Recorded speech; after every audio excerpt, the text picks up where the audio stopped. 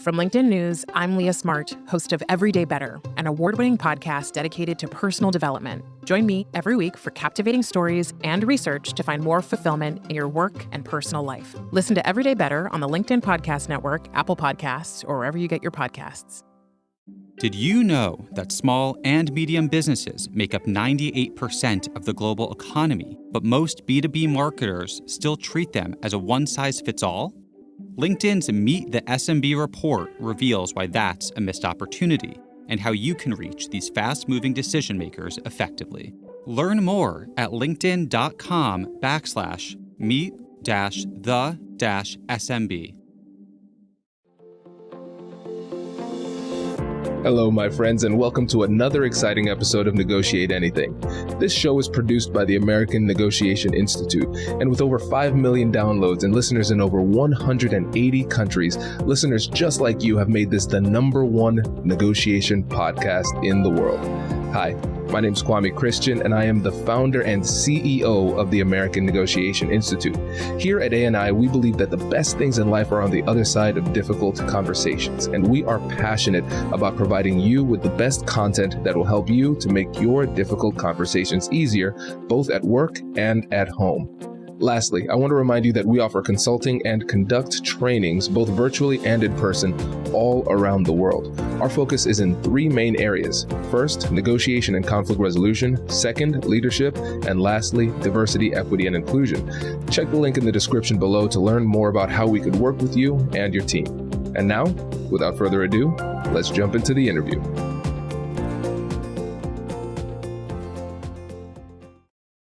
Joan, thanks for joining us today. So excited to be here. Honest to God, so excited. Thank you. We are excited to have you. So how about you get us started by telling us a little bit about yourself and what you do? Okay, what I call myself is a self-leadership coach, which means that I believe all leadership starts with self. If I don't know who I am, how can I relate to other people? And that kind of rolls over into my core values, which are grace, generosity, and gratitude. And grace, that I'm imperfect, to cut myself a break, to cut you a break because you're imperfect. Generosity, to give back what has been so freely given me in life. And gratitude, to be thankful for the good and bad in life, because even the bad has gotten me to be sitting here with you right now. Definitely. Yes. And this is great. Everybody. So quick thing before we get into like the real meat of the podcast, Joan's link will be in the description to her coaching, but also to her LinkedIn. Make sure you follow her on LinkedIn because that's how we got connected. Yep. I was seeing all the awesome content. I was like, okay, we need some of this, some of these value bombs here. And so we're excited to get this conversation started. And we're talking about emotion management. That's something that's come up a lot from the people who connect with me on LinkedIn. People are wanting to know how to manage emotions during difficult conversations. And we've already started to sample this, Joan, because you said it's self-leadership. We have to learn how to lead ourselves before trying to lead other people. So I think emotion management falls really nicely into this. And so let's paint a picture here as you share like your coaching philosophy and how you work with first-time people managers. Tell us about that philosophy and what your work looks like before we actually jump into how to actually manage our emotions. Oh my gosh, I would love that. So here's my coaching philosophy. I turned it into an acronym for PIES, P-I-E-S. And the P stands for permission to be great is granted. I think in so many areas of our life, Kwame, people just haven't. It sounds like, why should I have to give you permission? But people haven't been given permission to be great, to do what they want to do. It's all, and it goes back to the voices inside our head that are saying, not you, and family, and friends, and the environment, and media, whatever is saying, oh, you couldn't do that. How could somebody like you do this, you know? So that's P. The I is imperfection is encouraged. E is for eyes on self. And eyes on self is really important because we're constantly worrying about what other people are doing, and we just need to focus on ourselves. How do I want to live my life? Am I the person that I want to be, regardless of what other people are going to be? Now, listen, I'm going to tell you, it's simple, not easy, right? Because we have been living our lives like that. We've been living our lives looking at other people. And because of my age, I've been around for a long time. We didn't have the internet. Now we have the internet, and it's just getting bigger and bigger and bigger. And the world's getting smaller and smaller and smaller. And so we have so many more people to compare ourselves to. And the last one is S, for support system. You said you belong to a mastermind. Well, people need support systems. So, and there's so many out there, and they have to be honest and closed mouth. You want that to be someone who probably is not in your family and maybe not even in your friend group, because sometimes those people will, what I say, co-sign your, right? They're either going to say, oh, sure, you can, like, I would love to be an astronaut. I would love to go walk on the moon. I can't for the life of me do math or science. So the likelihood of me ever being an astronaut it's not going to happen. So that's my coaching philosophy, PIES. Permission to be great is granted. Imperfection is encouraged. Eyes on self, and support system creation. So first of all, I know you know this, but I'll say it out loud. This is great. This is exceptional. First of all, I love pies, and now I have another pie that I like. So this is great. Exactly. And the second thing is I can see how all of these tie in well with just improving in general, but also when it comes to emotion management, right? Mhm. Because we have to kind of give ourselves permission sometimes to do what it takes in terms of empathizing and slowing down. We might say, no, I need to move fast, move fast. No, I'll give you the permission to slow down and have this conversation the right way, right? Imperfection is encouraged. There's no perfect way to have these difficult conversations, and there's no perfect way to manage your emotions. If you're trying to shoot at 100% on this, you will for sure fail. And now you have two emotional challenges: the emotional challenge of the situation, and now the emotional challenge of unnecessary judgment that comes from yourself. Eyes on yourself. A lot of times we focus on managing other people's emotions, but we don't take the time to think about what it takes to manage our own. So that's perfect too. And then support system. Sometimes I'm so mad, I need to talk to somebody else first who is actually going to be a real guide, like you said, not just co-signing on what we're thinking, but also challenging us too, so we can approach it in a better place. So this ties in really, really nicely with what we're going to talk about today, which is emotion management. So thank you for that. Yeah, this is good. So let's just talk about the need of leaders to manage their emotions. When we think about what it takes to manage emotions, but also the consequences of failing to manage our emotions, let's just make the case really briefly before we jump into it. Why is it so important for us to understand emotion management? I would just say teamwork. If you want your team to function, and if you don't want to have an ulcer or a heart attack, you have to find a way to make it so that you can not take things so personally and to survive and thrive in the workplace. And when you control your emotions, that includes being vulnerable. Okay, Brene Brown talks a lot about vulnerability. So when I'm vulnerable, when I trust someone enough to be vulnerable, those of you that are listening, you're going to, with your vulnerability, you want it to be with people that you can trust. Your level of trust is the level of my vulnerability. So they see you when you come across as imperfect as a boss. That's so reassuring to your people, because they say, oh, she or he is not perfect either. So then it loosens up this, maybe it takes a knock off the pedestal. How we just have been trained that the boss is like up here and we're down here. Then there's a whole other school of thought where we're equal. There's nobody that's the same as me. That does, in my opinion, that doesn't really work either, because no one is the leader. We need someone to steer the ship. We need someone who's going to step up and take responsibility for what happens, for what decisions are made. So I think in another thing in regards to what you said was to stand up for my people. Absolutely. No, this is great. And one of the things that you talked about was trust. I want to go into this too, because trust is such a powerful tool. And it's not something that you can just get automatically in most cases. Trust is earned.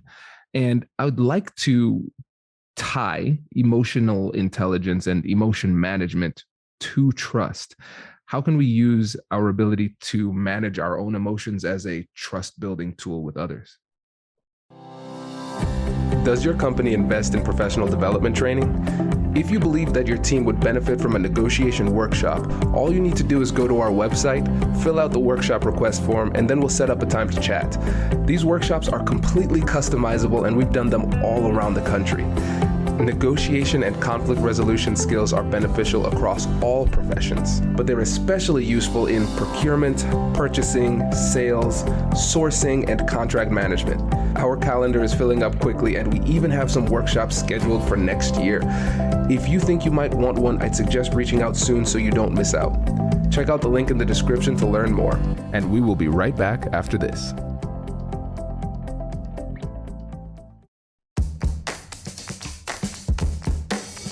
Hey you, I'm Andrew Seaman. Do you want a new job? Or do you want to move forward in your career? Well, you should listen to my weekly show called Get Hired with Andrew Seaman. We talk about it all, and it's waiting for you, yes you, wherever you get your podcasts. Small and medium businesses don't have time to waste, and neither do marketers trying to reach them. On LinkedIn, more SMB decision makers are actively looking for new solutions to help them grow, whether it's software or financial services. Our Meet the SMB report breaks down how these businesses buy and what really influences their choices. Learn more at linkedin.com/meet-the-SMB. That's linkedin.com/meet-the-SMB. You know what's interesting? The thing that comes to mind, back to my eyes on self, you have to first learn to trust your own instincts and your own thoughts, feelings. And again, it goes back to that reptilian brain. What do you call it? You call it the lizard brain. That fight, flight, or freeze. So sometimes you might let someone get away with being 10 minutes late. It's not a big deal. And then all of a sudden it's a habit. That's a completely different thing. You know, I'm late because I had to take my son to the doctor or the dog got sick, whatever. But now it's a habit. Then I have to trust that feeling in myself that I'm going, wait a second, now it seems different. And I have to be able to have that conversation with them. This is great. This is so helpful. I'm taking a ton of notes here. And I think what we have to do is when we're trusting our instinct, we have to get a better understanding of what these emotions mean.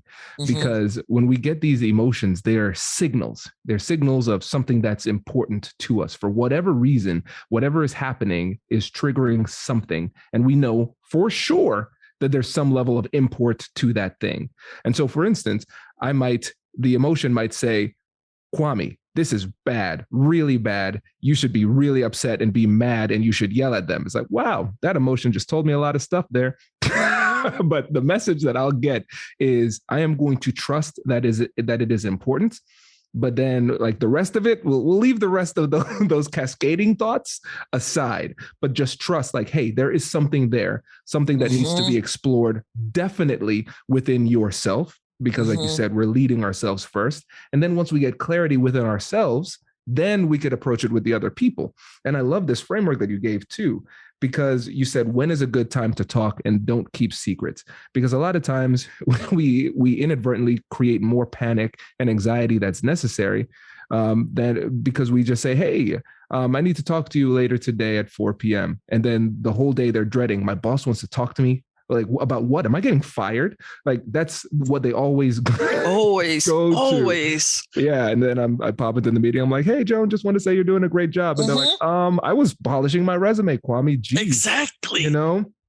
And the framework is so great because when we're having the conversation, first of all, we're not ambushing them. We're giving them a chance. We're saying, hey, this conversation needs to happen. This is what we're going to talk about. When is a good time for you to do it today? We're giving them the choice, but we're constraining the possibilities to let them know that, yes, a conversation needs to happen and it needs to happen in short order. Mm-hmm. And then when you're actually in the conversation, they're going to be a little bit less triggered because they know what the conversation is about and they didn't feel like they were ambushed. They had a choice as to when it was scheduled. Then in the meeting, what we say is action followed by the way it made you feel, and then a request. So for example, in the example that you gave, if the person's starting to get late, come in late, just a very quick setup. Hey, Joan, you're a valued member of the team, and we really value your input during these conversations. So framing this well. I've noticed that there's been a pattern of you coming into meetings after they've begun. That makes me feel a little bit concerned about your level of engagement on the team. And it makes me feel bad that we're missing out on some of your insight. So what would it take to get you here on time with more consistency? Boom, done. And now we chat. Wow, spoken like an expert. That was amazing. It's so great. And like you said, it's simple, but hard to execute. And in your experience, I'm assuming most people, when you describe what they need to do, they would cognitively understand what is required of them. But that doesn't mean it's easy. So what is it that makes it difficult for people to do what we just described? I think at the bottom line, I just want you to like me. I think everyone wants to be liked. No one wants to be the bad guy, so to speak, the bad girl. And then what's going to happen to me if I really speak my truth? That's scary. Change is scary. So much of this stuff has been developed in our childhood. We didn't have a voice in our childhood. And so now we don't know how to have a voice. We don't know how to speak up for ourselves. I tell my clients to get a picture of themselves as a child and put it on their desk, put it near them. And so sometimes I can't stick up for myself, but I can stick up for that little girl in the picture. So you take that picture of the child, have it near you, and say, I'm going to do this for you. Most research shows that I won't do things for myself, but I'll do them for you.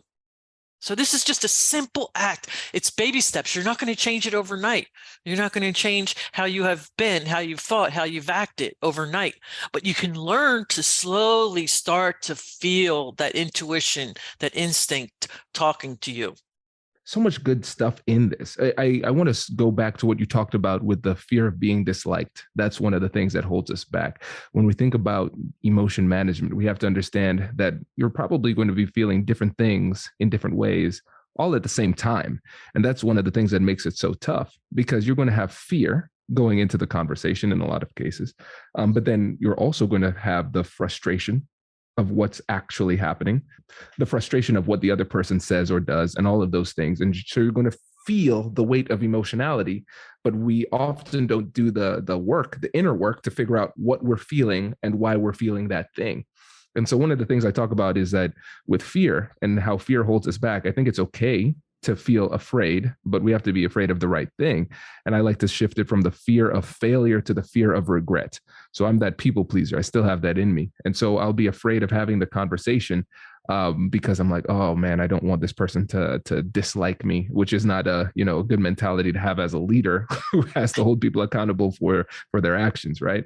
But then I think about the old version of myself, the person who was a people pleaser, and I think about how he wishes that he could stand up for himself. And so every time I do it, it's a vote of confidence for who I want to be.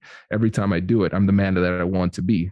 And I think about the future version of myself. So I think it's really helpful to have an avatar. It could be the past version or it could be the future version.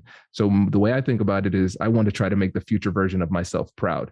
And usually sitting back and not doing anything doesn't make him very proud. So we have to get that avatar. For some people, it's their kids. It's like they might not be able to advocate well for a salary increase on their own behalf. But when they say, listen, no, this changes the life for my kids, now they can step up and do it. And I think that's really important. Absolutely. Yeah. And the other thing that you mentioned was, you mentioned this a couple of times, and I want to go back to it. You talked about not taking what somebody says personally. That is another thing that is much easier said than done. So how do we do that? How do we take what they've said that we might find offensive, and how do we not take it personally? Again, it's simple, not easy to say, just do this. It has to do with, why am I taking it personally? But I just want to kind of blow some people's minds that taking offense is an action. So I tell people, keep their mitt down. Like I use a baseball analogy, keep your mitt down. When this stuff is coming at you, just let it pass. Now that takes finding your center, finding something that keeps both of your feet on the ground. There's a book called The Four Agreements. Have you heard of the Four Agreements? Mm-hmm. Well, the first agreement, I think, is don't take anything personally. Like someone told me years ago, they're not out there doing it to you. They're just out there doing it. Like that's how that person is. And then I'm going to give them, what people say, rent in my head. When they're just going on with their life, they don't even remember really talking to me. Again, it's to embrace imperfection, is that I'm not perfect, but I know what I know. I am who I am. That takes a while. It just takes trial and error and not giving up. Yeah, 100%. And it goes back to what you said about grace, right? Because you're giving yourself the grace to grow and learn and fail and do better, and then also giving other people the grace, giving them the benefit of the doubt as well when it serves you. I think that's really important. It reminded me of this story. I think it's either Confucianism or Taoism. There's this story where the main takeaway is that the boat is always empty. So imagine you're in a boat and you have this nice setup. Maybe you're drinking tea or something, some nice little boat ride. And then somebody else's boat runs into your boat and knocks you over. And then you look and the people are laughing. You'd probably feel really bad. But then imagine another situation. Same thing. You're in your same boat, but then another boat runs into you and you get all mad. And then you look and you see the boat is empty. Like nobody did anything to you with intentionality. Same outcome. You're in the same position, but you feel completely differently.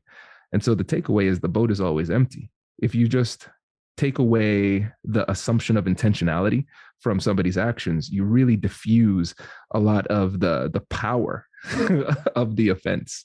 Mm-hmm.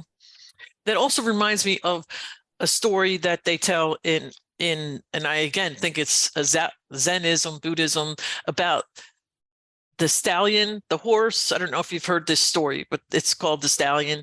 And so this father and son live together, and the son goes to town and he gets this horse. He brings it home. You have heard it. I'll just briefly say it for your listeners. So he comes home, he brings this horse, and the town finds out, oh my God, it's this really a stallion that is really worth a lot of money. So they say, oh my gosh, that's really good. And the father is going, who knows if it's good or bad? So then the stallion breaks out one day, and people are like, oh, that's so bad. And the farmer's like, who knows if it's good or bad? This is like finding your center and just saying, we'll see. Life is still unfolding. I haven't had all the information. So the stallion comes back with like 30 wild horses. And all the townspeople are like, oh my God, this is so good. And the farmer's like, we'll see. We don't know if it's good or bad. And then the son is riding one of the wild horses, trying to break it in. He falls off, breaks his leg, and the townspeople say, oh, that's so bad. And then war breaks out, and they come around, they take every able-bodied man. Well, he can't go because his leg is broken. Oh, that's so good. We don't know if it's good or bad. It's so telling. Just, we never know. But we cling so tightly to our assumptions. We cling so tightly to our beliefs, and we say, oh, this is horrible. This is going to be, and it becomes like a self-fulfilling prophecy where we spin ourselves into this state of emotional distress. that doesn't serve us a lot of times, and letting go is really challenging. But I think in this episode, we have some really helpful tips for how we can manage those emotions and perform at a higher level. Because the thing is, when we think about negotiation tactics, negotiation strategies, and all of those types of things, everybody's trying to like hunt for these tactics, but they don't realize oftentimes that it doesn't really matter how good your tactics are if you cannot keep it together during these difficult conversations, because then you're not going to be in the appropriate mental state to actually have the conversations at a high level and utilize the tactics that you work so hard to learn. So I really appreciate you coming on the show and sharing this. And before you go, though, can you give the listeners one little parting piece of advice and remind them how to get in touch with you? My parting piece of advice is just be curious. That curiosity is the area of creativity that most people are not out there trying to mess you up. Most people. And then to get a hold of me, I'm always on LinkedIn. So find me on LinkedIn, and my website is joankling.com. And I have group coaching and one-on-one coaching about a lot of these situations. I have a class called Emerging Leaders Success Academy. I have one that's for new leaders, and for seasoned leaders, I have a group class called Writing Your Leadership Legacy Story. And that's like writing all about who you are as a leader and then telling your people that. Because one of the things that leaders don't say is what you can expect of me and what I expect of you. We just don't have that conversation. So this is what you can, these are my values. It includes your values. It includes who helped you, who hurt you. And then you write out a story and share it with them. I love that. Oh, that's so cool. That's so cool. Joan, really appreciate you coming on the show. Thanks for sharing your wisdom with us. All right. Okay. Talk soon.